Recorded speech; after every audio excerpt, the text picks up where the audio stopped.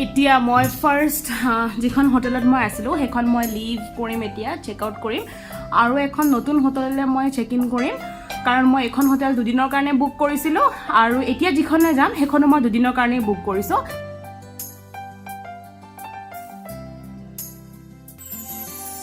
চ' আহি পালোহি নতুন হোটেলখনলৈ আৰু অলপ মই ভিউ দেখুৱাই দিওঁ।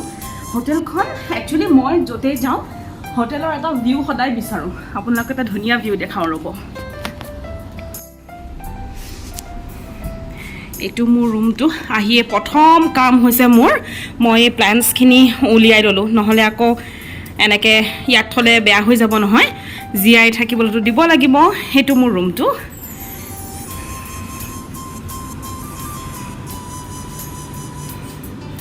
এখন ৱৰ্ক প্লেচ, ধুনীয়া এটা ভিউ দেখুৱাওঁ ৰ'ব।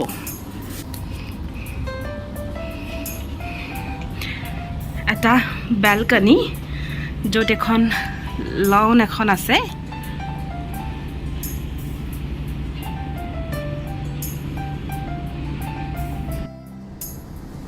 আজি হৈ গ'ল মোৰ ইয়ালৈ অহা 5th ডে আৰু মই এতিয়ালৈকে হোটেলতে আছোঁ। মই এতিয়াও শ্বিফটিং হ'ব পৰা নাই। তাৰ কাৰণ কিছুমানো আছে।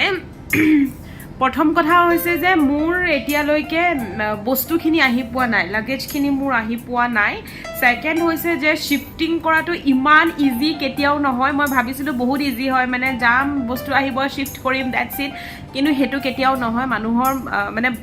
মানুহৰ লাইফ কেতিয়াও চিধা নহয়, তাত বাধা আহিবই, থাকিবই বাধা।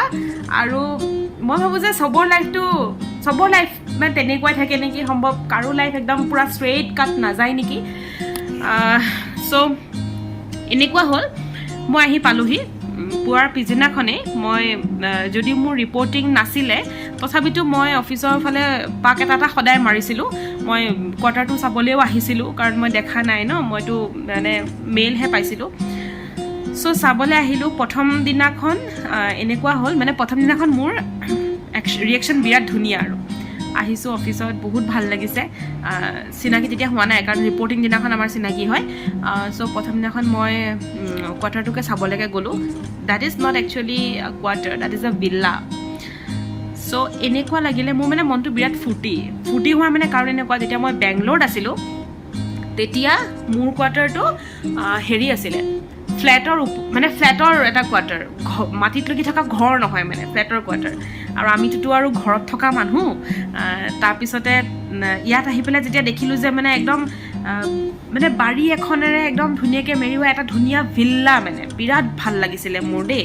আৰু পৰিৱেশটো এনেও টাউনশ্বিপৰ খুব ধুনীয়া লাগে ন, একেবাৰে গছ গছনিয়ে সোমাই আহি একদম পূৰা লাইটছ, খুব ধুনীয়া আৰু একদম সোমাই আহি এটা দীঘল ৰোড ৰাস্তা, একদম পূৰা লাইটছ, গছ গছনি, খুব ভাল লাগে। তাৰপৰা কোৱাৰ্টাৰটো খুব ধুনীয়াই। সোমাই প্ৰথমতে খুব ফুল চুল খুব ৰুই থোৱা আছে, গতিকে মই মানে ৰেডিমেড ফুল ৰুই থোৱা আছে, মই মানে একো কৰিব লগা নহয়। তাৰপৰা সোমাই আহিছোঁ। প্ৰথমতে মধুৰি গছ এজোপাও দেখিলোঁ মই। তাৰপৰা এনেকৈ গছ গছনি ধুনীয়াকৈ আছে, সৰু সৰু হেচ আছে। তাৰপিছতে প্ৰথম বাৰাণ্ডাখন আছে, তাৰপিছতে আছে হলটো আছে, ড্ৰয়িং ৰুমটো। এক চাইডে কিটচেন আছে, দুই চাইডে 2টা বেডৰুম আছে। 2টা বেডৰুমতে দুটা বাথৰুম, মানে এটাকে 2টা বাথৰুম এটাচ হৈ আছে।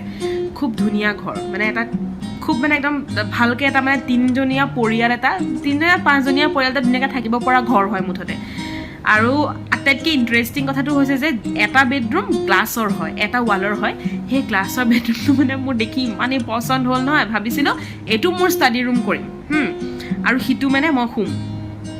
মানে অলৰেডি মোৰ ব্ৰেইনত মানে প্লেন হৈ গ'ল। আৰু তাৰপৰা মই ভাবিছোঁ যে যেতিয়া বস্তুখিনি আহিব সেইদিনাখনেই শ্বিফ্ট কৰিম, কাৰণ এতিয়া শ্বিফ্ট কৰিলে কি হ'ব, মোৰটোতো কিটচেনৰ বস্তু আহিবলৈ বাকী আছে, আৰু মোৰ কিছুমান লাগতিয়াল বস্তু যিখিনি মোক লাগিবই, বিশেষকৈ মেট্ৰেছখন, তো সেইটোতো লাগিবই ন শোৱা সময়ত। তাৰপিছতে কথা গ'ল, আহিলোঁ হোটেললৈ। পিছদিনাখন অকণমান বোলো মৰ্ণিং ৱাক কৰিবলৈ যাওঁ। তাৰপৰা ৰাতিপুৱা ওলাই গ'লোঁ। যাওঁতে মানে সেইটো ৰাতিপুৱাও হৈ আছে বাৰু। তাৰপৰা যাওঁতে মানে মোৰ কোৱাৰ্টাৰ সন্মুখে গৈছিলোঁ। তাৰপৰা সেইখিনিতে মানে নাগৰাজক দেখা পালোঁ।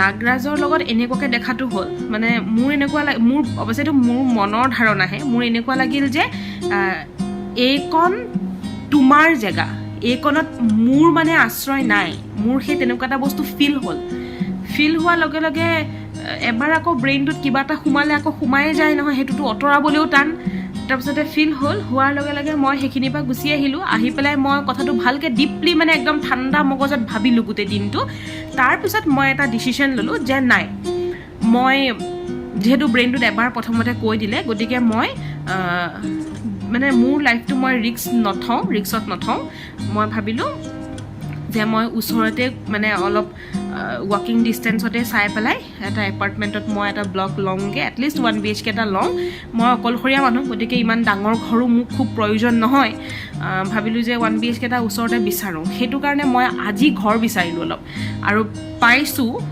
মষ্ট প্ৰবেবলি সেইটো মই ছিগনেচাৰ মানে কণ্ট্ৰেক্টটো কৰিবৰ কাৰণে যাম এইকেইদিনতে শ্বেয়াৰ কৰিম বুলি ভাবিছোঁ যে আপুনি য'তেই নাথাকক যদি আপুনি অকলশৰীয়া ছোৱালী সদায় মন কৰিব এখন ভাল হোটেলত থকাটো 4 ষ্টাৰ 5 ষ্টাৰে হওক বা 3 ষ্টাৰে হওক কিন্তু এনেকুৱা এখন হোটেল প্ৰিফাৰ কৰিব য'ত আপুনি অকলে হ'লেও থাকিলেও যাতে কোনো প্ৰব্লেম নহয় কাৰণ মই সদায় সেইটোহে প্ৰিফাৰ কৰোঁ বিৰাট গৰম বেংগলোৰ নিচিনা ৱেডাৰ ক'তো নাপাম মই আগৰ ভিডিঅ'টো কৈছোঁ ন বেংগলোৰ ৱেডাৰহে মিছ কৰিম বেলেগ মিছ কৰোঁ নকৰোঁ বেংগলোৰ কিন্তু ৱেডাৰ মই মিছ কৰিম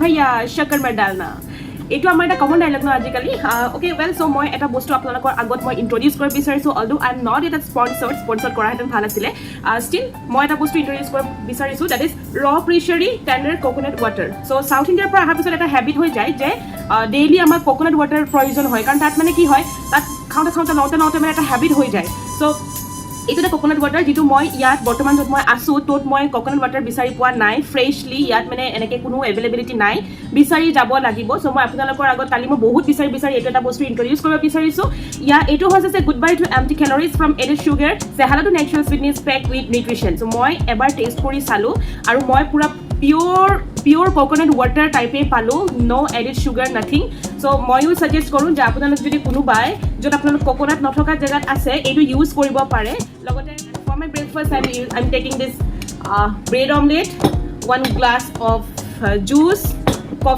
কফি এইটো বাৰু মানে must needed thing in my life and the sausages এই অফিচৰ পৰা মাজে মাজে লাঞ্চ ব্ৰেকতে সময় উলিয়াই যেনে তেনে কিছুমান ঘৰ চাবলৈ মই ট্ৰাই কৰি আছোঁ চ' আজি এটা ঘৰ মই কনফাৰ্ম কৰিছোঁ আৰু আপোনালোকক মই দেখুৱাম যে মই ক'ত ঘৰ বিচাৰি পালোঁ আৰু কেনেকৈ পালোঁ আৰু কেনেকুৱা ধৰণৰ ঘৰ পালোঁ ঘৰটো মই আপোনালোকক অলপ দেখুৱাওঁ ঘৰটো আছে ফাৰ্ষ্ট ফ্ল'ৰত আৰু মই এয়া সোমাই আহিছোঁ মোৰ এখন হৈছে দৰ্জা সোমায়ে চিধা আপুনি এটা ধুনীয়া শ্বু ৰেক দেখা পাব এইটো হৈছে শ্বু ৰেক য'ত আপুনি জোতাবিলাক অৰ্গেনাইজ কৰি থ'ব পাৰে আৰু লগতে এখন আছে এখন বেড যিখন আপুনি ইউজ কৰিব পাৰে যেতিয়া নেচেচাৰী হয় আৰু এইটো হৈছে হলটো ডেট মিনছ ড্ৰয়িং ৰুম লগত লাইক এ লঞ্চ তেওঁলোকে বনাই দিছে এখন কাউচ দিছে আৰু এয়া হৈছে অলপ সজোৱা বস্তু যিটো ফিক্স আছে আপুনি ৱালৰ পৰা আঁতৰাব নোৱাৰে এইখিনিতে এটা সোফা পেইণ্টিং AC আৰু এটা ধুনীয়া লাইট দিছে কৰ্নাৰ লাইট এটা আৰু এইটো হৈছে টিভি এই ঘৰটো ফুল্লি ফাৰ্নিশ্ড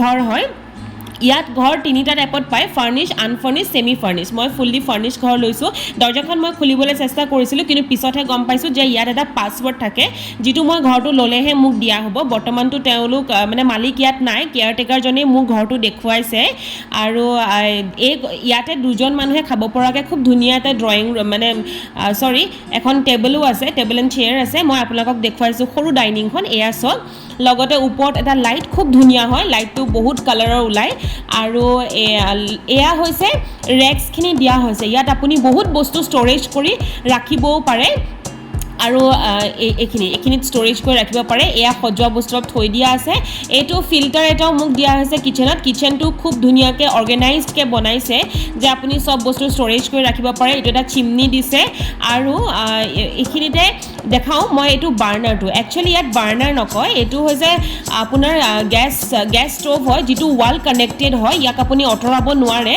আৰু ইয়াত কোনো ধৰণৰ চিলিণ্ডাৰ ৰাখিব নোৱাৰি ইয়াত গেছৰ পাইপলাইন থাকে পাইপলাইন অন কৰি দিলেই ইয়াত জুই জ্বলিব আৰু এইটো ইয়াতো গোটেই ষ্ট'ৰেজ দিয়া আছে এইটো এটা কেটেল দি থোৱা আছে বাট মোৰতো নিজৰ আছে মই ইউজ এইটো নকৰোঁ আৰু দুখনকৈ চেয়াৰ ইয়াত দি থৈছে চ' ঘৰটো মোৰ সেইটো কাৰণে পচন্দ হৈছে যে ইয়াত ষ্ট'ৰেজ বহুত ধুনীয়াকৈ দি থোৱা আছে আপোনাৰ বস্তুবোৰ আলৈ আথানি হৈ নাথাকে এইপিনে চিধা বেডৰুমটো আছে এইটো এটা বেলকনি আৰু এইটো এখন লুকিং গ্লাছ প্লাছ কনফাৰ্ম কৰিছোঁ যে মই এইটো ঘৰে ল'ম আৰু চিগনেচাৰ মানে কি কণ্টেক্টটো কৰাকৈ আজি আহিছোঁ বস্তু আজি আহি পালেহি অলমষ্ট 12 দিন হৈ গ'ল ষ্টিল বস্তু আহি পালেহি আৰু আজি মই শ্বিফ্ট কৰিম শ্বিফ্টিঙৰ ভিডিঅ'টো মই এক্সট্ৰাকৈ বনাম মানে ঘৰলৈ কেনেকৈ শ্বিফ্ট কৰিছোঁ আনপেকেজ কৰিছোঁ বস্তু কেনেকৈ আহি পালেহি চব মই এটা এক্সট্ৰা ভিডিঅ' বনাম ব্লগটো আপোনালোকে চাই থাকিব আৰু যিসকলে এটা কিন্তু মোৰ কমপ্লেইন আছে দেই যিসকল ৰাইজে মোৰ ভিডিঅ' চাই আছে কিন্তু মোক ছাবস্ক্ৰাইব কৰা নাই প্লিজ ছাবস্ক্ৰাইব কৰিব আৰু লগতে বেল আইকনটো দবাই দিব যাতে নেক্সট মোৰ যেতিয়া ভিডিঅ' আহে আপোনালোকৰ হোম পেজত প্ৰথমতে আহি পায় আৰু আপোনালোকে মোৰ ভিডিঅ' ফাৰ্ষ্টতে দেখা পায় থেংক ইউ ফৰ ৱাচিং লাভ ইউ অল বাই